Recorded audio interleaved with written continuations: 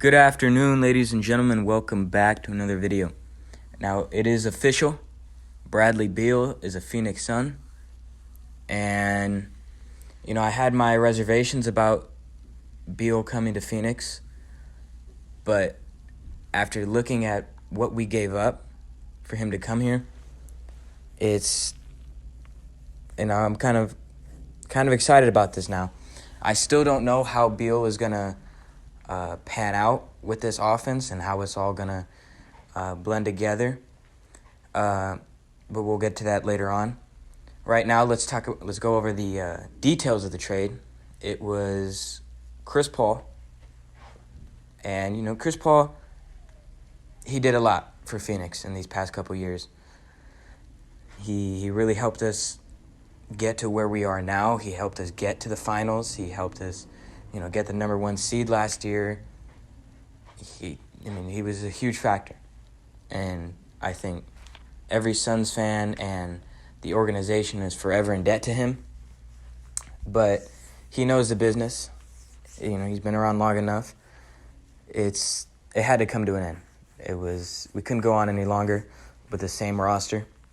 He's aging. He's not producing as Chris Paul anymore. He's taken on a lesser role.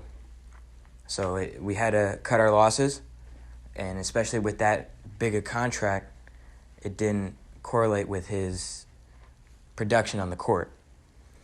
Landry Shamet, look, no offense to Landry Shamet, I wanted him up and out of here. I did not like Landry Shamet.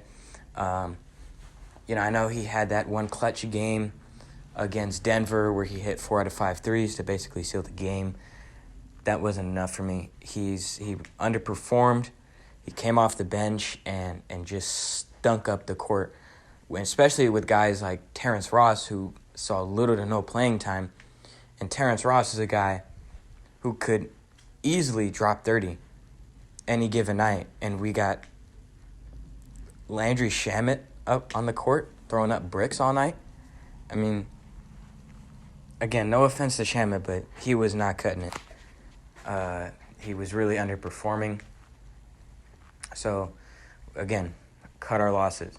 Now, I'm not fully aware of the picks, but I heard it was 2 second-rounders and then a pick swap. So, I guess we pretty much have no picks for the next few years, especially with the Durant trade. We had to give up second-rounders. But honestly, and then you add the pick swap there, but we gave up nothing. I think it was complete and total robbery. I think we won. We won that trade, and that's not being biased. I think many people who are unbiased can see that we clearly won this trade. We just got a guy who can average 30 on a season, who can drop 50, and hopefully he'll complement Booker and KD well.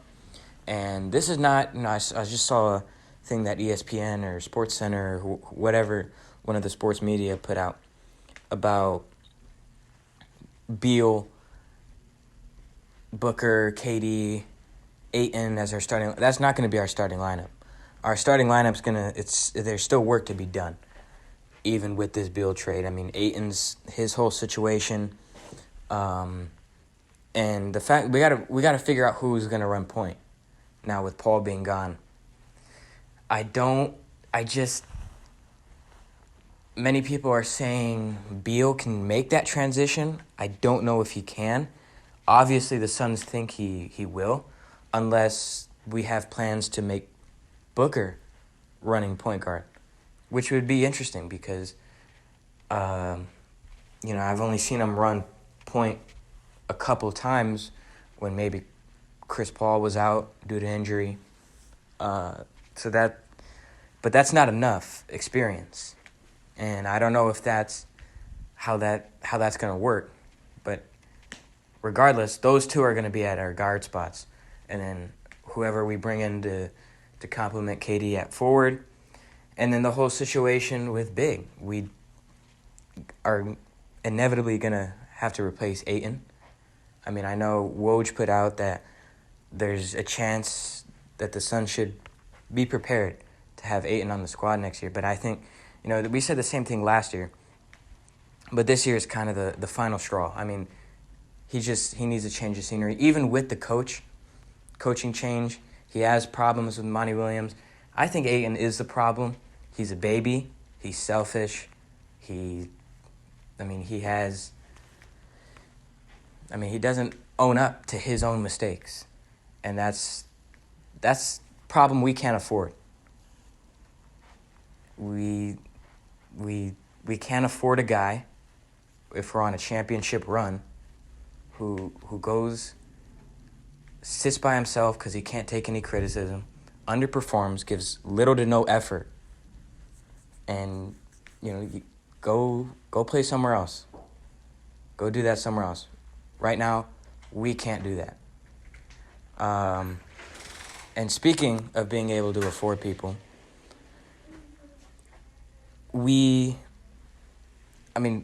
seems like we made enough money or cleared enough cap to afford Bradley Beal. With Chris Paul's contract, which was eating up a big chunk of the payroll, and then Shamet, who didn't have that large a contract, but he had a fair amount where it seems like it all evened out, because Beal is due $40+ million this year, and it only grows from that. And he's under contract until 2027. With our limited money, I know Matt Ishaba, our owner, he said money's not a factor. We're going to forget about money these next few years, and we're going to pursue the best of the best, and that's what he's done. So I think with CP3 and Shamet, their contract situation, we dump that, we take on Beal, that evens out, and then, like I said, like I was talking about with Ayton, he's got a big old contract too. And, one of the reasons why I was a bit skeptical of the whole Beal thing after the news broke yesterday about the Suns being a finalist for him is we are limited on money. Those four players, Paul, Book, KD, and Ayton, were taking up 87% of our payroll. And we couldn't afford a bench. Our bench was paper thin, and that's a huge reason why we lost. And that's a huge reason why a lot of teams lost. You can see Denver and Miami, their role players, their bench players, was key. And that's why they were competing in the finals and we're not. So, I don't know how this is all going to work out. I think hopefully we can still have some additional money to fill out that bench, because I think that's a priority. A lot of people are worried about having the starting five set. If you look at it, Denver's starting five isn't filled with a bunch of superstars outside of Jokic. I think now we can start to consider Jamal Murray a superstar, but no one just considers Aaron Gordon or Michael Porter a superstar. Nobody says that's a star right there. So it goes to show you that a team isn't built around superstars. A team is built around chemistry and experience. And that's how all dynasties are formed. Look at Golden State. Golden State had plenty of chemistry. They all blended well together, like I said yesterday in my video with my analogy.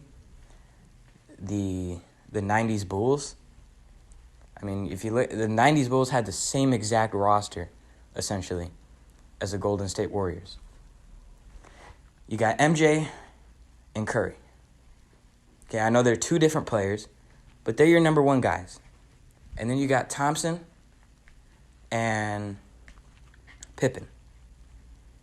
Those are your number two guys who complement each other very well. Then you got your defensive monster, which would have been Rodman and Draymond Green. And those guys all went well together, and they formed a dynasty. Now, I think Frank Vogel definitely was a huge factor in this, and he must have looked at these guys and said, this is where the dynasty begins for Phoenix.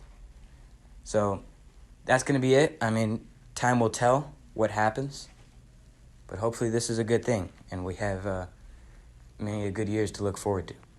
So that's going to be it. Thank you, and have a good rest of your day.